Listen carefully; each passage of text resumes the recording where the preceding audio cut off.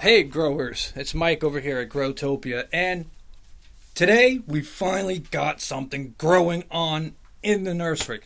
So of course we obviously have our beets going wild with our beanie plants, and got some of our bok choy that are growing and our broccoli that are growing.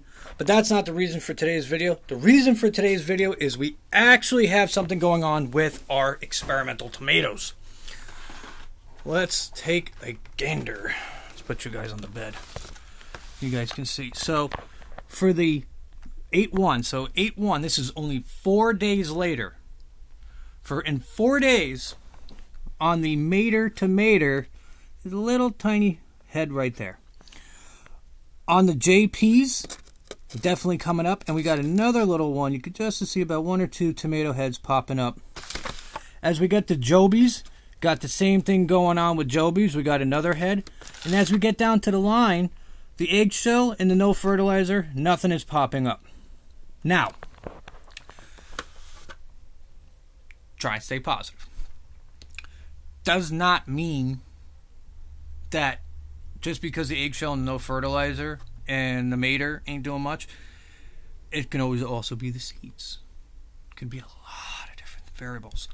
But the one thing of all is that they're all under the grow lamps together. So they got positive light from the grow lamps, okay? And they all get watered the same as well. And today I was actually coming in the water.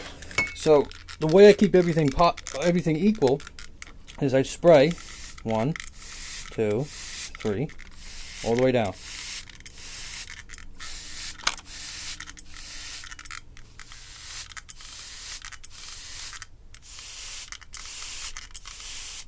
Now, I don't come in every day, but I come in and spray when they need them. So as you can see, I'm just spraying until these guys are getting a little dry, these bags. Those ones got 3s, this one got 2. Sometimes I'll go back over it.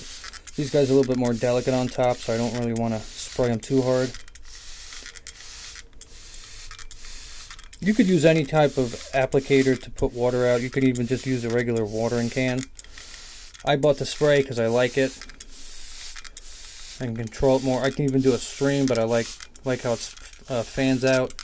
And I'm trying to figure out where I'm going to be putting these beets, because I really don't want them to get too used to being inside the nursery. And as you can see, there's a lot of them growing, like this one, in one pod.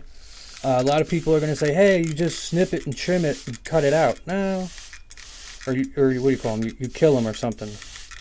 I'm not into just, I got them to grow. I'm not going to kill them. I'm going to try to get them to separate. Try to separate them from each other. Same thing like what, you're looking at the bok choy. There's a lot of them together. I don't want to kill them. So I'm going to try to go in there and carefully extract them out.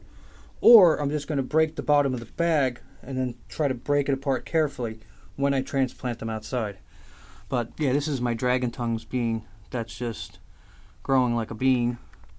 And there's a bean in there with a radish growing. With a beet, so it's kind of funny. But that is my update so far today. This is 4 days in with the tomato experiment of the Tiny Tims.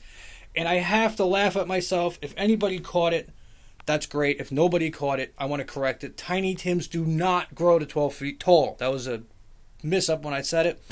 And I didn't realize it until after the video. I threw it in the description. But at full height, they're at 12 inches. They're a foot tall and I think a foot wide or 4 inches wide, something like that. I forgot what they are on the width side. Basically like a ball. But they only grow to 12 inches. They do not go to 12 feet because that would be the opposite of determinate. That would be indeterminate. Well, not true. It could be a determinate tomato that grows to 12 feet. I don't think there is one. It would be really cool to find one. Maybe.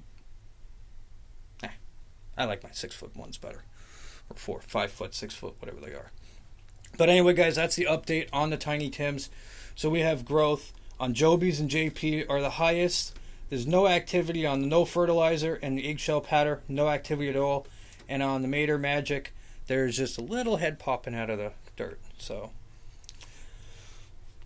far, I would say JP and Jobies are pretty good in the running for who's getting there right now after 4 days.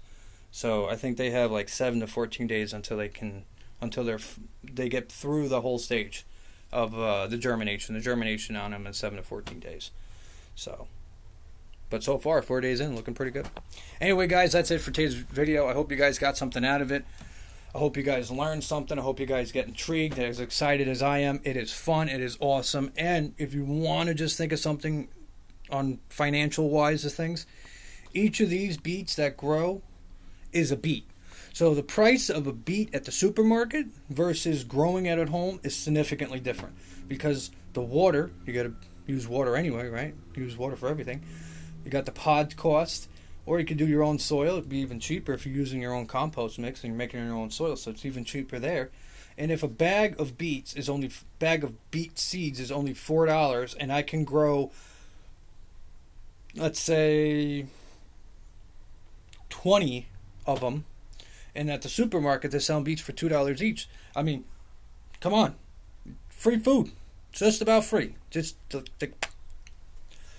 By the time you're done, sometimes the fruit and the vegetables you grow and you harvest and consume are like less than a penny, if there was anything less than a penny, which is basically free at that point.